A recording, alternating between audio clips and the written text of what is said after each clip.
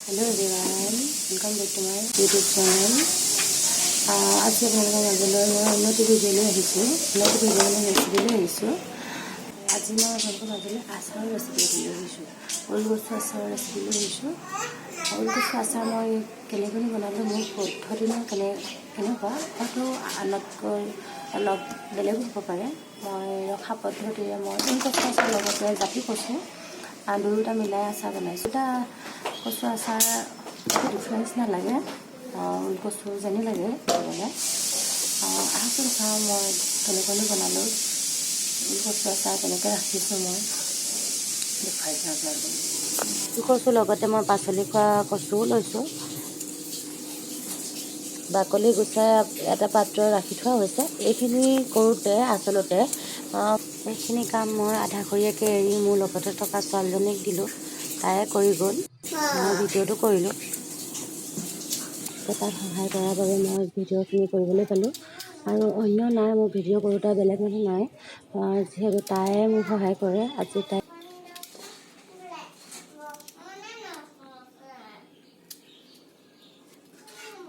ওলকচু আৰু জাতি কচু দুইখিনি ধুনীয়াকৈ সমান চাইজত কাটি লোৱা হৈছে। কাটি লৈ এতিয়া কচুখিনি ধুম। এতিয়া এটা পাত্ৰত ফুটা কেৰাহীত পানীখিনি কচুখিনি ধুই লৈছোঁ। কচুখিনি ধুই ফুটা কেৰাহীটো ব্যৱহাৰ কৰা কাৰণ এইটো যিহেতু কচুত বালি ল'ব পাৰে, বালি ওলাই নিশ্চয় বালি থাকিব, সেইকাৰণে বালিখিনি যাতে নিদিব পাৰে সেইবাবে উল্টিয়াই পুল্টিয়াই ভালদৰে ধুই থোৱা হৈছে। ধুই পানীখিনি কাঢ়ি ল'ম। পানীখিনি কাঢ়ি এটা পাত্ৰ, আচলতে কুকাৰ এটাত লৈছোঁ। কুকাৰ এটাত মই তাতে চিটি এটা মৰাকৈ পাতি দিম। কুকাৰত সমান পৰিমাণে পানী ল'ম। এতিয়া পানীখিনি কচুখিনি ডুব যোৱা কচুখিনি ইয়াতে পানী ল'ম। পানীৰ পৰিমাণ কচুখিনি সমানে ল'ব লাগিব, যিহেতু কচুখিনি বেছি শুকাব নালাগে। এটা হুইচেল মৰালৈকে ৰাখি থ'ম। আচলতে বেলা হুইচেল অহালৈকে থ'ম। কচুখিনি বাকলি গুচোৱাৰ পৰা আৰম্ভ কৰি তাই ধোৱালৈকে, আচলতে ৰ'দত শুকোৱালৈকে তাই মোৰ লগত থকা ছোৱালীজনীয়ে সহায় কৰিলে। এতিয়া এইখিনি কাম তাই নোৱাৰিব, যিহেতু মই কৰি গৈছোঁ।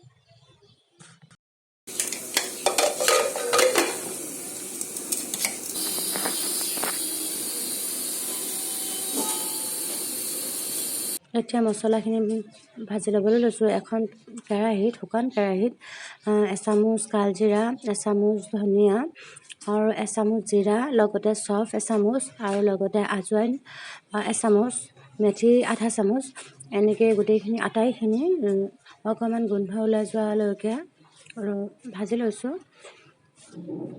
এতিয়া মছলাখিনি ভজা হৈ গৈছে। মছলাখিনিৰ পৰা ধুনীয়া গোন্ধ এটাও আহিছে। কচুখিনি কুকাৰৰ পৰা উলিয়াই ৰ'দত অকণ পানী যোৱাকৈ শুকুৱাই ল'লোঁ। এতিয়া ভাজি লোৱা মছলাখিনি মিক্সি বাতি এটাৰ সহায়ত মই অকণমান মিহিন হোৱাকৈ পিচি ল'ম। লগতে নহৰু কেইটামান এড কৰিম। এখন শুকান কেৰাহীত তেল সৰহকৈ লৈ গৰম হ'বলৈ দিছোঁ। গৰম হোৱা তেলখিনিত এতিয়া ওলকচু ঢালি দিম। কচুখিনি ইয়াতে তেলত দি দিছোঁ। তেলত দি কচুখিনি ভালদৰে মিলাই দিছোঁ।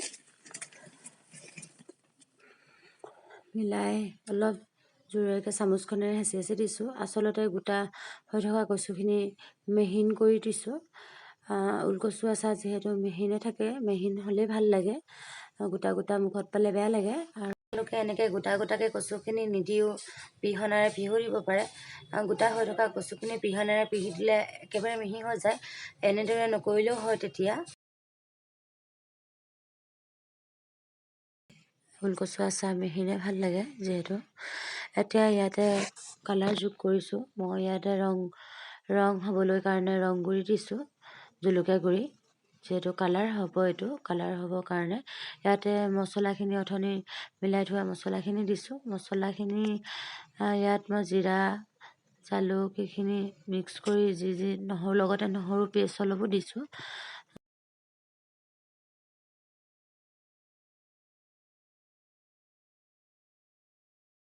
ইয়াতে হালধি দিছোঁ, হালধি 2 চামুচ দিছোঁ। আৰু আচলতে এইখিনি মোৰ কম পৰিমাণৰখিনি আগৰ অলপ কেৰাহীখনত নজুৰিবৰ বাবে আৰু এইখিনি কৰি থোৱা হৈছে। সেইখিনিৰ লগত দুইখিনি একেলগে মিলাই দিম। আৰু এইখিনি সোৱাদ অনুযায়ী নিমখ দিছোঁ। লগতে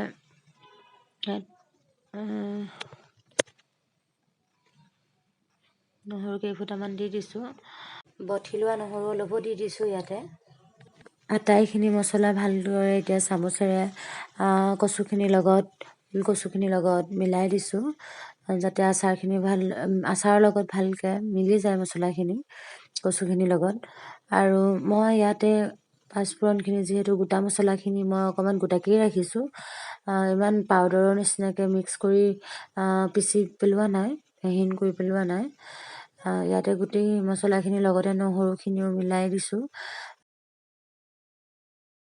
এতিয়া পাত্ৰ এটা লৈ লৈছোঁ। কেৰাহীখনত যিহেতু গৰম হৈ আছে, ঠাণ্ডা হ'বৰ কাৰণে এই বাউলটোতে লৈ লৈছোঁ। বাউলটোতে ৰাখি ঠাণ্ডা হ'বৰ কাৰণে দিছোঁ আচাৰখিনি। এতিয়া এই কেৰাহীখনতে ইয়াতে দিবৰ কাৰণে সৰহকৈ তেল অলপ গৰম কৰিম। তেল অলপ গৰম কৰিবলৈ কাৰণে কেৰাহীখন চাফা কৰি লৈছোঁ।